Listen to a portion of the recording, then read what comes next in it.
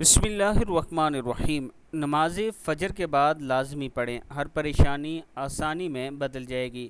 یا حیو یا قیوم برحمتی کا استغیثو، حسبی اللہ لا الہ الا ہو علیہ توکلت وہو رب العرش العظیم، استغفر اللہ ربی من کل ذنب واتوب الیہ، لا الہ الا اللہ الملک الحق المبین، انکا سمیع الدعاء۔